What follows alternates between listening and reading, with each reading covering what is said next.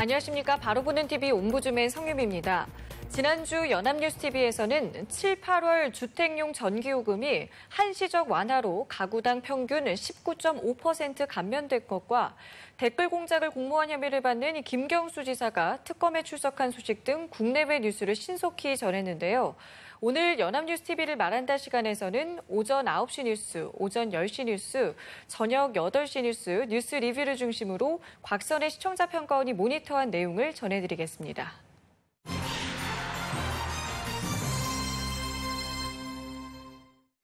요즘 한반도에서는 날씨를 관측한 이래 가장 극심한 폭염을 겪고 있습니다. 이제는 40도 안팎의 더위라는 표현도 예전만큼 큰 거부감이 없고 가마솥 더위라는 표현도 이미 익숙해졌습니다. 연합뉴스TV에서도 폭염 관련 뉴스가 쏟아졌습니다. 8월 들어 5일 동안 기상캐스터의 날씨 보도와 단신 뉴스 포함 5일간 총 약 100여 건의 폭염 관련 뉴스가 보도됐습니다. 지난 8월 5일 뉴스 연구에서는 6일인 월요일부터 최악의 폭염이 진정세를 보이고 잠시 열기를 식혀줄 소나기 관련 소식을 전달했습니다. 기상청 예보 분석관은 전국 대부분 지역의 낮 기온이 35도 안팎으로 오르는 가운데 서풍과 지형 효과가 더해지는 경상 내륙을 중심으로는 낮 기온이 38도 이상 올라 매우 덥겠다는 내용이었습니다. 보도는 예년보다 심한 폭염과 열대야는 절기 입추를 지나 광복절 무렵까지도 지속할 전망이라며 기상청은 기록적인 더위가 장기화하고 있다며 온열 질환과 농수산물 관리에 각별히 유의해달라 당부했다고 마무리했습니다. 그런데 날씨 관련 권위 있는 전문가의 코멘트가 단순 기상 상황 보도와 전달에만 그치게 되어 아쉬웠습니다. 같은 날 뉴스 10에서는 기상 전문 기자가 출연해 기록적인 더위가 언제까지인지 분석하는 보다 집중적인 보도가 있었습니다. 매일 수온지가 40도를 넘는 지역이 나타나고 있는데 올여름 폭염의 출구는 언제쯤일지 깊이 있는 설명이 이어졌습니다. 휴일인 보도 당일도 역시 폭염이고 13호 태풍이 북상 중에 있다는데 날씨 흐름을 바꿔서 폭염이 누그러질 가능성은 없는지 앞으로의 폭염 전망은 어떠한지를 살펴봤습니다. 마지막으로 자연 현상을 인위적으로 바꿀 수도 없는 노릇이지만 잘 대처를 해서 피해를 최소화하는 것이 가장 중요하다 지적하며 폭염에 피해가 없도록 하려면 무엇이 가장 중요한지 설명했습니다. 같은 날 이어진 뉴스 1, 2에서는 전국 기상 현황을 다뤘습니다. 전국이 찜통 더위라며 특히 영남 지방을 중심으로 극심한 폭염이 기승을 부리고 있다며 자세한 상황을 뚝섬 수영장에 있는 기상캐스터 연결해 알아봤습니다. 기상캐스터는 보도 전날 초열대야 소식과 전국에 폭염 경보가 내려져 있는 가운데 사람 체온보다 높은 극심한 폭염이 예상된다 보도했습니다. 폭염이 심할 때에는 불쾌지수도 굉장히 높아 실내 적정 온도를 26도로 유지하면서 한두 시간에 한 번씩 창문을 열어 환기를 시켜주는 것이 좋겠다고 시청자들에게 권유했습니다. 같은 날 저녁 뉴스 20에서는 폭염 관련 기상 현황 보도를 포함 크게 5가지 관점으로 다양하게 접근해서 보도했습니다. 우선 40도의 최악의 폭염은 꺾이지만 35도 무더위는 여전할 거라는 기상 현황 보도와 기상 관측 이래 역대 최고 폭염에 유통가의 신기록 행진이 이어지고 있다는 지적이 있었습니다. 쇼핑몰 방문객과 체류 시간이 역대 최고이며 이는 폭염에 따른 신기록이라고 유통가에서 각종 여름 상품 판매 형태가 달라졌다고 기록적인 폭염은 소비 형태까지 바꿔놨다 분석했습니다. 이어진 보도에서는 재난급 폭염에 에어컨을 많이 켜면서 시청자들이 전기요금 걱정을 많이 했을 거라며 이번 주부터 요금 청구서가 전달될 예정이라 전했습니다. 찜통 더위에 냉방기 사용이 급증하면서 집집마다 이른바 요금 폭탄에 대한 우려도 극대화된 상태라 설명하고 청와대 국민청원 게시판엔 가정용에만 적용되는 전기요금 누진제를 없애거나 폭염기에는 면제해달라는 국민들의 요구가 빗발치고 있다 보도했습니다. 이미 정부도 누진제 완전 개편은 어렵지만 한시적 가격 인하에 대해선 필요하다면 검토하겠다는 입장이라며 일시적 조치를 넘어 폭염기와 동절기, 가정용 요금 누진제 면제를 제도화하는 법 개정안도 발의되고 있다고 전했습니다. 이어서 전국적으로 폭염이 이어지면서 질병관리본부는 지난 5월 20일부터 8월 4일까지 3,095명의 열사병 등의 온열 질환자가 발생했고 숨진 사람도 38명으로 집계됐다는 보도가 이어졌습니다. 휴가철을 맞아 야외 활동으로 온열 질환이 급증할 수 있는 만큼 햇빛을 최대한 피하고 물을 자주 마시는 등 건강관리에 유의해야 한다고 당부했습니다. 마지막으로 더운 날씨 탓에 전국 피서지는 연일 북새통이라며 바다나 계곡 등에서 더위를 이겨내는 피서객들의 모습과 인터뷰 영상 등을 전하는 보도가 이어졌습니다. 이와 같이 연합뉴스TV는 시청자의 주된 관심사인 지속되는 무더위 현상과 유통가의 판매 신기록 행진, 일상생활과 직접적으로 연결되어 있는 전기요금 관련 보도와 온열 질환자 발생 현황, 전국 피서지 소식 등 다양한 관점으로 보도해 흥미롭고 유익했습니다. 또한 연합뉴스TV는 폭염으로 인한 각종 피해 사례도 상세하게 보도하고 있었습니다. 지난 8월 3일 출발 640에서는 우리나라의 올해 온열 질환자 사망자 수가 벌써 30명이라며 관련 소식을 전달했습니다. 질병관리본부에 따르면 지난 5월 20일부터 8월 1일까지 발생할 온열 질환자는 총 2,549명, 사망자는 30명이었다며 이는 지난해 같은 기간과 비교하면 온열 질환자는 2.8배, 사망자는 5배에 이른다고 지적했습니다. 이어진 뉴스워치에서는 기록적인 폭염이 이어지면서 사람의 신체뿐만 아니라 정신 건강에도 위협이 가해지고 있다는 소식을 전달했습니다. 전문가의 의견을 빌려 기온이 과도하게 높을 때는 공격성이 증가하는데 이는 신체가 고온에 노출되면서 체온 조절의 한계점을 벗어나 스트레스 호르몬이 증가하고 체온 조절 중추에도 문제가 생기기 때문에 정신 건강에도 영향을 준다고 구체적으로 설명했습니다. 같은 날 뉴스 리뷰에서는 폭염으로 농가의 근심 걱정에 대한 소식을 전달했습니다. 과실이 병들거나 화상을 입어 과수농가 피해가 눈덩이처럼 불어났다고 한 농민의 안타까운 심정을 인터뷰를 인용해 폭염으로 농심이 시커멓게 타들어가고 있음을 전했습니다. 8월 4일 뉴스 13에서는 폭염으로 인한 고속도로 다중 추돌 사고와 그에 따른 안타까운 인명 피해 사례 소식들을 전했습니다. 이어서 뉴스 18에서는 최근 기록적인 폭염으로 인해 에어컨 사용이 급증하면서 전기요금에 대한 시민들의 부담과 우려를 다뤘는데 청와대 국민 게시판 청원이 1,000건이 넘었다는 내용이었습니다. 설상가상으로 기름값도 연일 상승세인데 최근 5주 연속 인상됐다고 특히 서울의 휘발유 가격은 3년 8개월 만에 1,700원대를 넘어섰고 전국에서 가장 비싸다는 서울 시내 한 주유소의 휘발유 가격은 2,300원까지 바라본다 지적했습니다. 8월 5일 뉴스 11에서는 방송 야외 촬영이 중단되는 등 폭염 관련 피해 사례를 다뤘습니다. 연일 40도에 육박하는 폭염이 이어지면서 방송사들이 야외 촬영을 줄이거나 취소하고 있다는 방송 현장 비상 소식을 전달했습니다. 이와 같이 각종 피해 사례에 대한 구체적인 뉴스 보도는 시청자들의 각별한 주의와 경각심을 불러일으키는데 주요하고 의미 있는 역할을 했다 할 수 있습니다. 그리고 폭염으로 인해 고생하는 지구촌 여러 지역의 소식도 전했습니다. 8월 2일 뉴스 리뷰에서는 연일 기록적 폭염에 남자 양산 쓰기 현상이 확산되고 있는 일본을 소개했습니다. 양산 등으로 햇빛을 차단하면 체감 온도가 3도에서 7도가량 내려간다는 일본 환경성의 보고 내용도 전달했습니다. 8월 3일인 뉴스 13에서는 아프리카발 열기가 덮친 유럽의 더위 소식을 전했습니다.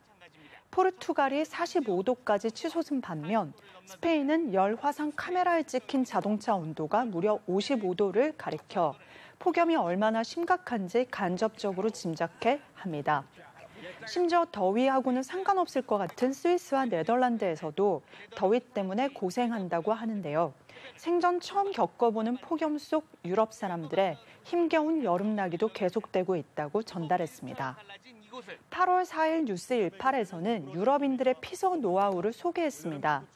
모스크바의 낮 최고 기온이 30도씨를 훌쩍 넘어섰는데 사람들마다 더위를 해소하는 방법이 가지각색임을 소개했습니다.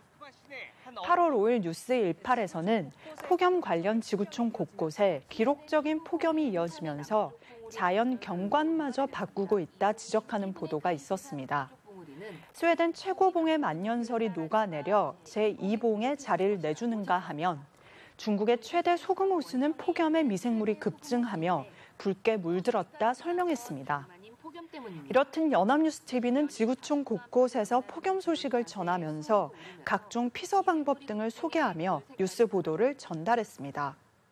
그런데 아쉬운 점은 폭염을 다루는 비슷비슷한 뉴스가 반복되고 폭염 관련 단순 상황 사건 전달이 대부분이었고 보도의 내용이 큰 틀에서 소식 전달에 머물렀다는 것입니다. 물론 이례적이고 기록적인 온도 상승은 그 자체로서 뉴스가 될 수는 있지만 이미 이상 기온을 충분하게 체감하고 있는 시청자들에게 폭염 관련 유사한 콘텐츠를 자주 반복해서 전달했다는 것이 아쉬움으로 남습니다.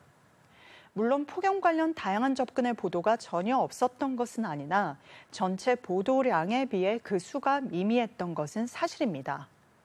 기온 상승이 이례적이고 기록적이라면 이젠 좀 더 심층적으로 왜 이러한 현상이 발생하고 있고 앞으로 전 세계가 이상 기온에 대한 대처를 어떻게 해나가야 할 것인가에 대해 실제적인 기획 보도가 뒤따라야 할 것입니다.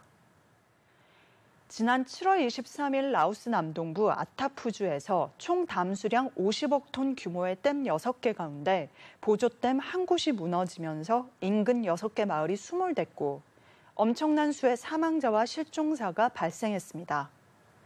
연합뉴스TV에서도 지난 한 주간 라오스댐 붕괴 관련 다양한 보도가 있었습니다. 우선 지난 8월 2일 뉴스 13에서는 라오스댐 붕괴 사고의 책임을 두고 라오스 정부와 시공사 간의 공방이 본격화되고 있음을 알리는 보도가 있었습니다.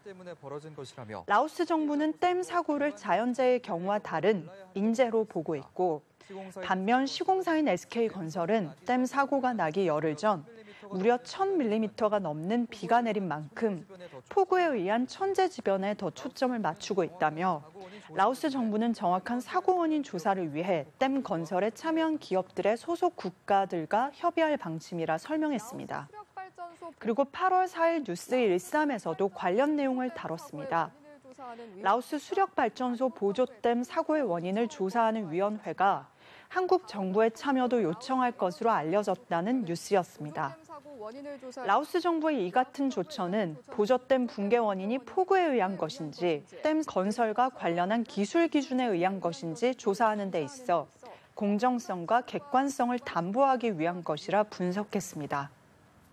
지난 8월 5일 뉴스 1, 2에서는 라오스 재난당국이 이번 댐 사고로 공식 확인한 사망자는 33명, 실종자는 98명으로 잠정 집계했다며 실종자 수색 작업도 계속 이루어지고 있지만 목까지 올라오는 진흙을 헤치고 나가야 하는 지역도 있어 어려움을 겪고 있다고 보도했습니다. 라오스 재난당국이 사고 원인 등의 진상조사가 아직 진행 중이지만 연합뉴스TV도 이번 댐 사고의 근본적인 원인 분석이나 향후 사고 수습 대책 등 건설적인 방향에 초점을 맞춰 뉴스 보도를 이어가야 할 것입니다. 해외에서 우리나라 건설사가 시공사인 댐의 붕괴 사고인 만큼 좀 더 적극적이지만 진지하고 신중한 접근이 필요한 때입니다.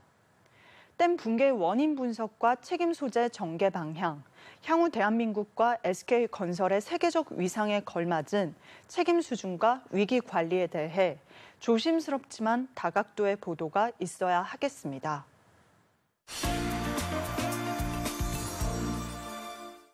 네, 이번 순서는 주말에 방영되는 제작 프로그램을 대학생의 시선으로 분석하고 평가한 내용을 들어보는 캠퍼스TV 리포트 시간입니다. 이번 주는 동덕여자대학교 아동학과의 김자현 학생 나와 있습니다. 안녕하세요. 자, 지난주에 어떤 프로그램 모니터하셨나요? 네, 저는 매주 토요일 오후 7시 30분에 방영되는 미니 다큐 아름다운 사람들을 모니터했습니다. 지난주 방송에서는 나는 자랑스러운 소방관이다라는 제목으로 대한민국의 안전을 책임지는 119 대원 중에서 동료 소방관들과 국민들을 위해 링위에 선 특별한 소방관에 대한 이야기를 다뤘습니다. 그럼 자세한 모니터 내용 지금부터 전해드리겠습니다.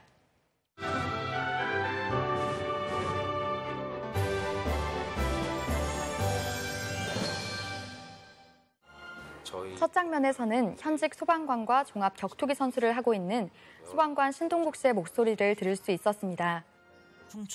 그리고 충청북도 충주시 소방서에 비상 상황이 발생한 긴박한 모습을 볼 수 있었는데요. 무더운 날씨에 출동 태세로 전환하는 것으로도 체력 소모가 커 보였는데요. 체력 소모가 이만저만이 아닐 텐데요. 그럼에도 소방대원은 최선을 다하는 모습입니다. 긴박해 보였던 상황은 실제 상황 대비 출동 훈련이었는데요. 빠른 출동이 피해를 줄이는 최선이기 때문에 매일 이런 훈련을 하고 있다고 합니다. 줄일 수 있는 최선이기 때문에 훈련이 끝난 후 진짜 화재가 일어나지 않길 바랄 뿐이라며 방화복을 벗는 신동국 소방관은 땀으로 흠뻑 젖은 모습이었습니다. 시원합니다 지금. 현재 방화복은 화재 고열에 인체를 보호하는 섬유로 만들어져 무게가 30kg이 넘는다고 합니다. 때문에 요즘 같은 무더위에서 체력 관리가 무엇보다 중요하다는데요. 더욱 체력 관리가 중요하다고 하는데요.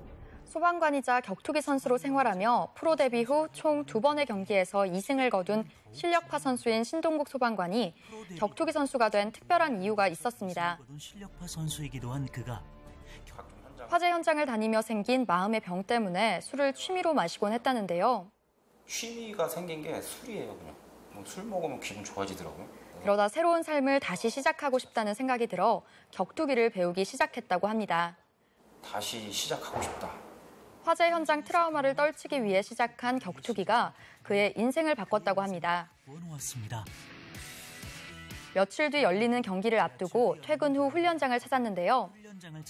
나이트급 출전을 위해 무려 13kg을 감량했다고 합니다. 대회 전 총 13kg을 감량했다고 하는데요. 신동국 소방관은 대회를 통해 소방관이 처한 현실을 알리고 국민의 인식이 변화하길 바라고 있다고 합니다. 뛰면서 어떤 국민들에게 저희 소방관에 대한 어떤 애환, 그런 메시지를 전달하고 싶어요. 그래서 대회 출전으로 쌓인 파이트머니도 어려운 이웃이나 순직한 소방관에게 기부하고 있다는데요. 특히 어려운 이웃을 돕기 위해 더 많은 전적을 쌓고 싶다는 말이 인상 깊었습니다. 이웃에게 도움이 될 수 있으니까. 그래서 또 그런 또 이유에서도 신동국 소방관의 등에는 소방 업무와 훈련으로 생긴 상처가 가득했는데요. 피곤에 지친 그의 등에는 소방 업무와 대회 훈련으로 생긴 영광의 상처들로 가득합니다. 그럼에도 믿고 의지해주는 아내에게 멋진 남편이 되고 싶다는 신동국 소방관의 모습이 보기 좋았습니다. 나은 사람이 될 수 있는 그런 계기가 됐으면 좋겠어요. 큰 부상이 따를 수 있어 걱정이 되지만 아내는 남편의 깊은 뜻을 알기 때문에 든든한 지원군을 자처한다고 합니다. 묵묵히 응원해주는 든든한 지원군을 자처합니다. 이후에는 9월 충주에서 열리는 세계 소방관 경기대회에 세계 최강 소방관의 자리를 놓고 겨루는 종목에 출전한다는데요. 겨루는 종목에 출전할 예정인데요. 우리나라에서 개최하는 만큼 국내 소방관의 강인한 모습을 보여주고 싶다는 신동국 소방관. 2009년 국내 소방대회에서 1등을 차지한 그는 조금이라도 젊을 때 가치 있는 땀방울을 흘리고 싶다고 합니다. 이제 나이가 제가 더 들면 흘리고 싶어도 못 흘리는 땀인데 이제 조금이라도 나이가 더 젊을 때 좀이라도 가치 있는 땀방울을 흘리고 싶어요. 그래서 며칠 후 결전의 날이 밝았는데요. 이날 그는 세월호 사고 때 순직한 소방경의 아들에게 손편지와 함께 아버지의 유품을 선물 받았습니다. 저희 소방경 선배님 아드님께서 지금 오늘 저 경기 힘내라고 아버님 유품을 덕분에 더 힘을 내서 경기에 오른 모습이었는데요. 경기장으로 입장했습니다. 많은 사람의 응원과 함께 링 위에서 사투가 벌어졌습니다. 외롭지 않은 링 위에서의 사투. 마지막으로 소방관으로서 국민을 돕고 격투기 선수로서 소방관의 애환을 전하고 싶다는 신동국 씨의 바람을 다시 한번 들을 수 있었습니다. 애환을 또 전달할 수 있는 국민들에게 그런 사람이 되고 싶은 게 제 소망입니다. 네, 모니터한 내용 잘 봤습니다. 김자연 학생은 신동국 소방관의 활약 모습 중에 가장 인상 깊었던 장면은 어떤 건가요? 네, 저는 신동국 씨가 세계 소방관 대회를 준비하는 모습이 기억에 남았습니다. 이미 현직 소방관이자 격투기 선수로 바쁜 삶을 살고 있는 신동국 소방관의 또 다른 도전 모습이 감동적이었습니다. 네, 알겠습니다. 지금까지 동덕여자대학교 아동학과의 김자연 학생과 함께했습니다. 오늘 말씀 고맙습니다.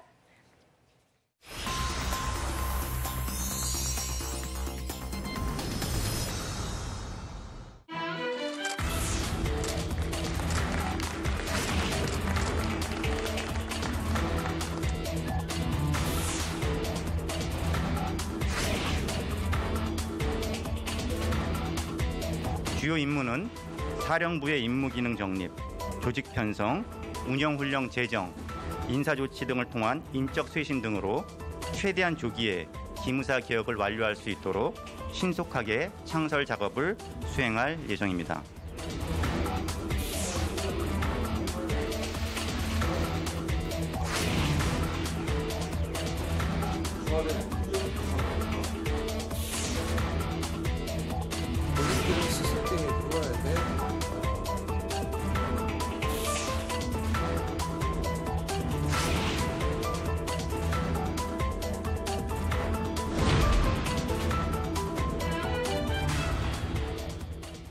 네, 국군 기무사령부 개혁안을 건의받은 문재인 대통령이 기무사의 전면적이고 신속한 개혁을 위해 현재 기무사를 해체 수준으로 재편하고 과거와 단절된 새로운 사령부를 창설하도록 지시했습니다. 정치권과 시민사회단체에서는 이번 개혁안에 대해서 다양한 평가를 내놓고 있는데요.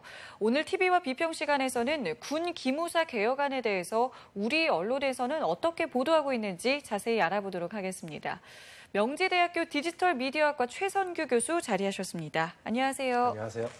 자, 먼저 이번에 나온 기무사 개혁 방안에 대한 어떤 내용을 좀 정리해 주시고요. 여기에 대해서 여야 정치권은 어떤 반응을 내놓고 있는지도 정리해 주시죠. 네. 지난 5월 25일부터 활동에 들어갔던 기무사 개혁위원회는 지난 2일 3가지 개혁 방안을 내놓았습니다. 1화는 기무사를 기무사령관이 군령을 행사하는 사령부급 직할부대로 존치하는 현재와 같은 방안입니다. 2화는 현재의 기무사 체제 대신 국방부 본부 조직 내에 국방보안방첩본부를 신설하는 것으로 국방부 장관의 참모기관이 되는 방안입니다. 3화는 방위사업청, 병무청과 같이 국방부 외청으로 바꿔서 청장은 민간인, 부청장은 현역 장성이 맡으며 이 경우 국회의 감시를 받게 하는 방안입니다. 3개의 방안 중 어떤 안이 결정되더라도 현재 4,200명 선인 기무사 인력을 3,000명 정도로 줄이고 현재 사령관과 참모장을 포함한 총 9명의 장성 숫자도 3, 4명 정도 줄어들게 됩니다. 기무사 권한과 관련해선 군 지휘관에 대한 동향 관찰 폐지 및 조난자료 폐기가 눈에 띕니다. 기무사 요원이 정기적으로 작성한 동향 보고서는 군 지휘관 인사에서 조난자료로 활용되기 때문에 기무사가 무소불위의 권력을 행사할 수 있는 원천이었습니다. 기무사의 통수보좌에도 제한을 두기로 했습니다. 기무사는 그동안 통수보좌를 명목으로 군 통수권자인 대통령에게 직접 독대 보고가 허용됐는데 개혁위원회는 이를 원천적으로 금지했습니다. 그러나 대통령이 통수권 행사 차원에서 기무사령관의 독대 보고나 기무사의 조난자료 보고를 받을 권리는 인정했습니다. 아울러 기무사개혁위원회는 군통신감청에서도 영장 발부라는 법적 절차를 마련하고 각 지역에 주둔한 군부대 내에 설치된 기무부대를 지휘 감독할 목적으로 생긴 60 기무부대 폐지를 권고했다고 언론은 전했습니다. 네, 자 말씀해주신 이 3가지 권고안 가운데 문 대통령이 사령부 유지안을 택한 것을 두고 지금 다양한 해석들이 나오고 있거든요. 여기에 대해서 보수 진보 언론은 어떻게 보도를 하고 있었습니까? 네, 문재인 대통령은 기무사 개혁안과 국방부 검토안을 보고받은 후 지난 3일 국군 기무사령부를 사실상 해체하고 새로운 부대를 창설하라는 지시를 내렸고 이에 대해서 정치권에서는 다양한 평가가 나왔습니다. 여당인 더불어민주당은 기무사가 무소불위의 권력을 휘두르며 각종 불법을 저지른 것에 대한 합당한 조치라며 환영을 표했습니다.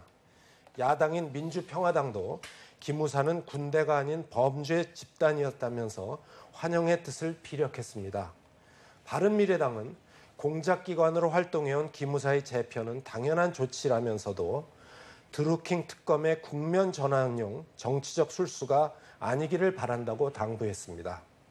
반면 자유한국당은 솥불을 바로잡으려다가 소를 잡는다는 교각 사루를 언급하며 국가안보 자해행위가 되지 않을까 우려를 표했다고 쿠키뉴스는 전했습니다. 시민사회단체들은 기무사 개혁위원회의 개혁안을 안일한 발상이라고 비판하며 조직혁신, 인적청산, 통제 방안 마련의 원칙에 따라 명실상부한 해체 수준의 개혁을 완수해야 한다고 촉구했습니다. 군인권센터와 참여연대 등 27개 단체는 지난 3일 기자회견을 열고 개혁위가 내놓은 방안은 사실상 기무사에 주는 면죄부나 다름없다면서 기무사를 해체하고 보안, 방첩 등 기무사가 지닌 방대한 기능을 여러 기관으로 나눠야 한다고 연합뉴스는 보도했습니다. 네, 자 지금의 기무사가 앞으로 또 어떤 모습을 갖추게 될지 굉장히 좀 귀추가 주목되고 있는데요. 이렇게 새롭게 재편되는 기무사의 역할들에 대해서 우리 언론은 또 어떻게 보도를 하고 있습니까? 네, 문재인 대통령이 기무사 해편을 지시한 후 기무사의 새 이름은 군사안보지원사령부로 정해졌습니다. 군사안보지원사령부는 문호를 현역 군인이 아닌 민간인에게도 넓힐 계획이라고 합니다. 군사안보지원사령부 제정안에 따르면 감찰실장은 2급 이상 국무원과 검사, 고위감사 공무원 중에 임명하도록 되어 있습니다. 또한 군사안보지원사령부 사령관과 참모장직의 경우 현역 장성급 장교가 맡지만 사령부 내 현역 군인 비율은 70%를 초과할 수 없도록 만들 계획이라고 합니다. 동아일보는 지난 7일자 칼럼에서 문재인 대통령이 기무사를 해체 후 재편한다는 해편이라는 생소한 용어까지 사용했지만 기무사 개혁위원회가 건의한 3가지 방안 중 첫 번째인 사령부 존치를 선택한 것은 조직 이름이 바뀌고 대대적 물갈이가 이루어져도 그 직무는 크게 변하지 않을 것임을 예고한 것이라고 전했습니다. 조선일보는 지난 7일자 기사에서 정부의 한 소식통에 따르면 송영무 국방장관은 당초 기무사를 국방부 내에 보안방첩본부로 흡수하는 방안을 검토했지만 청와대 내에서 기무사의 후신 조직이 대통령에게 군 통수권 보좌 기능을 계속 제공하기 위해선 사령부 체제를 유지해야 한다는 기류가 강했던 것으로 전해졌다면서 이에 송 장관도 기무사 개혁과 관련한 여러 방안을 검토한 후 사령부급 직할부대로 유지하는 것이 바람직하다는 결론을 내려 대통령에게 보고한 것으로 알려졌다고 전했습니다. 한겨레는 지난 5일자 사설에서 기무사의 새 조직 창설과 인적 청산의 중요성은 아무리 강조해도 지나치지 않지만 기무사의 일탈을 차단할 더 근본적인 수술에 나서야 한다면서 먼저 조직의 명칭 변경과 인력 감축뿐만 아니라 새 사령부의 직무 범위를 군 관련 보안 방첩 분야로 제한하고 인물 관련 정보 수집과 생산을 겸하는 것도 수술해야 하며 기무사의 수사 기능을 분리해 헌병이나 군 검찰로 넘기는 결단도 필요하다고 주장했습니다. 네. 자, 앞으로 이 기무사 개혁을 둘러싸고 여러 진통이 예상이 되는데요. 이 과정에서 우리 언론은 어떤 역할을 해야 할까요? 네. 기무사 개혁위가 내놓은 개혁안, 그중에서 문재인 대통령이 선택한 기무사 해편 방안에 대한 세간의 평가는 극에서 극을 달리고 있습니다. 여당과 일부 야당은 합당한 조치라고 했고 자유한국당은 국가안보를 자해할 우려가 있다고 했는데 시민사회단체는 엉터리 개혁안이며 기무사와 자유한국당이 박수친다고 강한 비판을 하고 있습니다. 기무사는 그동안 보안과 방첩이라는 본연의 임무가 아닌 민간인 사찰, 정치 개입 등으로 무리를 일으켜왔습니다. 문제는 해체 후 재창설이라는 방식으로 기무사의 일탈과 폐해를 근본적으로 차단할 수 있느냐는 점입니다. 기무사 개혁의 기본 방향은 인적 청산과 기능 축소가 핵심입니다. 현재 4,200명인 기무사 요원을 전원 원대 복귀시킨 후 이 중에서 3,000여 명을 선별적으로 복귀시킨다는 것이 방침이지만 30% 정도 인원이 줄었다고 해서 인적 청산이 되는 것은 아닙니다. 기무사는 한번 발을 들이게 되면 군복을 때까지 몸을 담는 순혈주의 전통이 매우 강한데 이를 깨는 것이 실질적인 일적 개혁입니다. 향후 언론은 기무사의 후신인 국가안보지원사령부의 인적 개혁이 어느 정도 이루어지는지, 기능이 얼마나 축소되는지에 대해서 관심을 갖고 보도해야 할 것입니다. 네, 알겠습니다. 지금까지 명지대학교 디지털 미디어학과 최선규 교수와 함께했습니다. 오늘 말씀 고맙습니다. 네, 옴부즈맨 제작진은 시청자 여러분의 다양하고 소중한 의견을 기다립니다. 방송을 보고 느낀 소감을 연합뉴스TV 홈페이지 시청자 게시판이나 SNS로 보내주시기 바랍니다. 저희는 다음 주에 다시 찾아뵙겠습니다. 시청자 여러분 고맙습니다.